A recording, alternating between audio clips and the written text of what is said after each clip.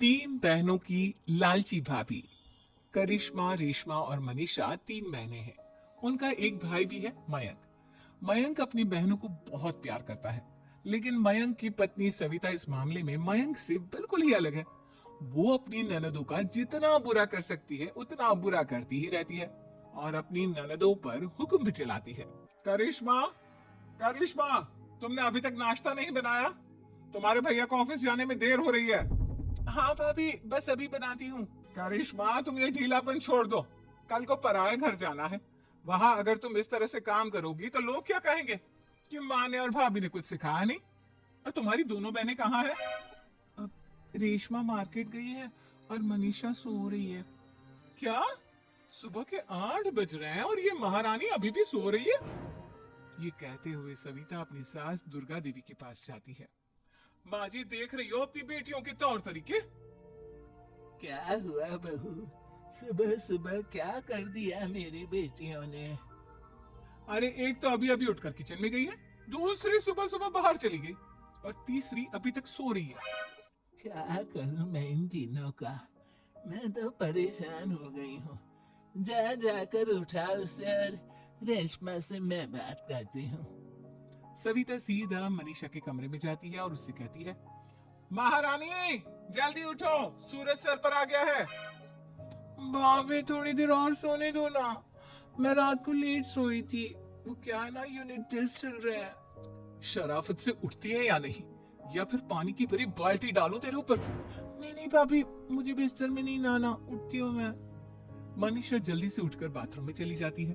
सभी आराम से बैठकर नाश्ता कर रहे होते कि तभी रेशमा बाजार से हाथ में सामान लिए आ जाती है।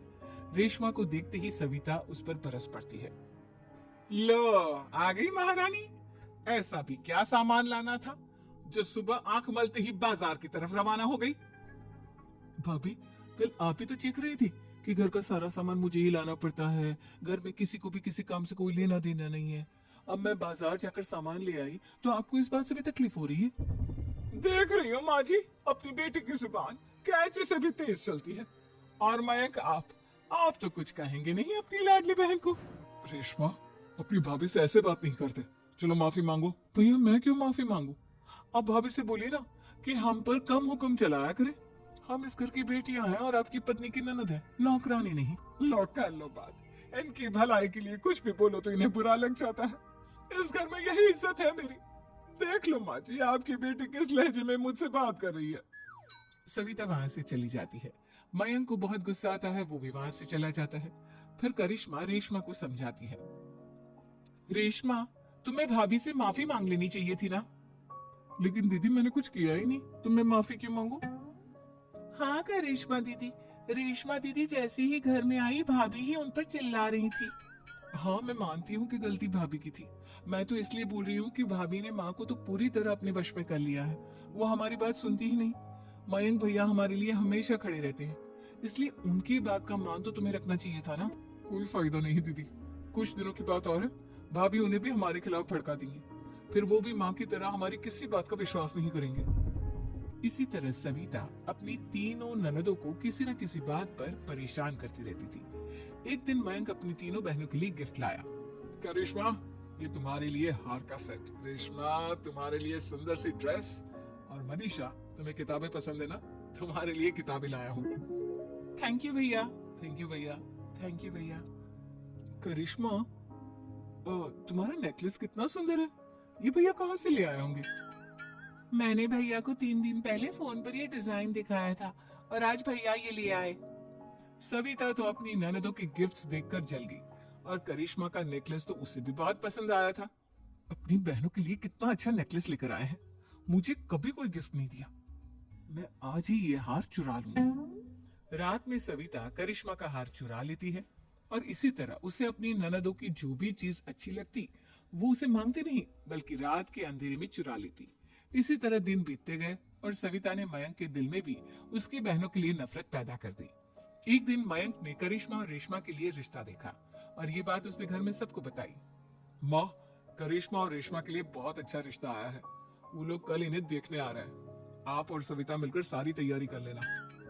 ये सुनकर करिश्मा और रेशमा खुश हो जाती है, लेकिन सविता सोचती है, अगर इन दोनों बहनों की शादी हो गई तो घर और बाहर का काम कौन करेगा? मनीषा तो एक नंबर की कामचोर है, उससे तो किसी बात की उम्मीद लगाना ही बेकार है। मुझे इस शादी को रोकना होगा। अगले दिन सभी लड़के वालों के स्वागत की तैयारी करने में लगे होते हैं। तभी मयंक अपनी बहनों से आकर कहता है, तैयार हो गई तुम दोनों? देखो दोनों लड़के बहुत अच्छे हैं, मैं कोई कसर नहीं छोड़ना चाहता, इसलिए तुम उनके सामने अच्छे से बिहेव करना और अपनी भाभी से लड़ने मत लग जाना। करिश्मा, तुम वो नेकलेस पहन लो ना जो मैं तुम्हारे लिए लाया था। भैया मैं बहुत देर से वो नेकलेस ढूंढ रही हूँ लेकिन मुझे मिल ही नहीं रहा। क्या तुमने नेकलेस खो दिया? तुम्हें पता भी है वो कितना महंगा था? तुम कोई काम ढंग से नहीं कर सकती। मयंक गुस्से में वहां से चला जाता है। थोड़ी देर बाद लड़के वाले भी आ जाते हैं। वो दोनों बहनों को पसंद कर लेते हैं और रिश्ता पक्का हो जाता है। लेकिन सविता के दिमाग में तो कुछ और ही खिचड़ी पक रही थी। वो पंडित जी के पास करिश्मा की कुंडली लेकर जाती है और उन्हें पैसे देकर करिश्मा की कुंडली बदलवा देती है। जब लड़के वालों के पास करिश्मा की कुंडली जाती है तो वो दुर्गा को फोन करते हैं। बहन जी, हमने करिश्मा की कुंडली अपने पंडित जी को दिखाई थी। आपकी बेटी की कुंडली नहीं बल्कि दोषों का पिटारा है। देखिए, मैं और मेरे पति इन सब बातों में बहुत विश्वास करते हैं, इसलिए हम आपकी बेटी से अपने बेटे की शादी नहीं करा सकते। इस तरह करिश्मा का रिश्ता टूट जाता है और सभी घर वालों को बहुत दुख होता है। अब कविता सोचती है, चलो करिश्मा का तो रिश्ता टूट गया, अब रेशमा का भी रिश्ता तोड़ना है। क्या करूं क्या करूं? अब सविता आवाज बदलकर किसी अननोन नंबर से रेशमा के होने वाले ससुराल में फोन करती है। हेलो, मैं कौन हूँ कौन नहीं ये आपके लिए जानना जरूरी नहीं। बस इतना सुन लो कि रेशमा का 2 साल से किसी के साथ अफेयर चल रहा है। बस रेशमा का रिश्ता तोड़वाने के लिए सविता का इतना कहना काफी था। अब रेशमा का भी रिश्ता टूट गया।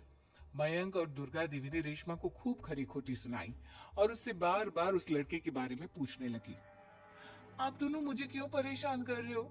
अरे कोई लड़का होगा मेरी लाइफ में तो मैं बताऊंगी ना, जब कोई है ही नहीं तो कहाँ से लाऊं मैं कोई लड़का? तो तेरे होने वाले ससुराल वालों को फोन किसने किया था? माँ मैं नहीं जानती किसने फोन किया था, मैं सच कह रही हूँ। मैं तो पहले ही कह रही थी इसकी लगाम खींच कर रखो, लेकिन मेरी सुनता ही कौन है। आप चुप रहिए भाभी, ये सब आपका ही किया धरा है। अब तीनों बहनों को विश्वास हो जाता है कि ये सब उनकी भाभी ही कर रही है। तीनों बहनें अपनी भाभी को सबक सिखाने के लिए एक वकील कर लेती है और घर में हिस्सा मांग। देखो भैया, माँ बाप की जायदाद में जितना बेटों का हक होता है उतना ही बेटियों का, इसलिए इस घर के 4 हिस्से होंगे और हमें अपना हिस्सा चाहिए। मैंने तुम्हारे लिए क्या क्या नहीं किया और तुम इस घर में हिस्सा मांग रही हो? भैया, आप और माँ हम बहनों की कोई बात नहीं सुनते हो और भाभी हमारी शादी नहीं होने देगी क्योंकि उन्हें लगता है कि आप हमारी शादी में ज्यादा पैसा लगाओगे और उन्हें हम जैसी फ्री की नौकरानी कहाँ मिलेगी। तो हम भाभी के साथ तो रह नहीं सकते, हम बहनों को अपना हिस्सा चाहिए। अरे तुम्हें शर्म आनी चाहिए अपनी भाभी पर ऐसा इल्जाम लगाते हुए।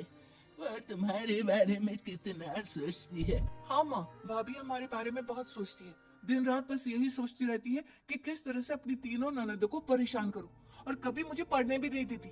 दोनों बहनों का रिश्ता भी तो इन्होंने ही तोड़वाया है और रात में हमारे कमरे में आकर हमारी चीजें भी चुराती है। इसी तरह सविता की तीनों ननदें अपनी बात पर अड़ी रही। अब कोर्ट में तारीख भी शुरू हो गई। जब सविता को लगा कि उसकी तीनों ननद इतनी आसानी से नहीं मानने वाली, तो उसने अपने पति और सास को सारी सच्चाई बता दी और अपनी तीनों ननद से माफी मांगी। मयंक और दुर्गा को भी अपनी गलती का एहसास हो गया। अब सविता खुद करिश्मा और रेशमा के लिए अच्छा रिश्ता ढूंढती है और उनकी शादी करवाती है।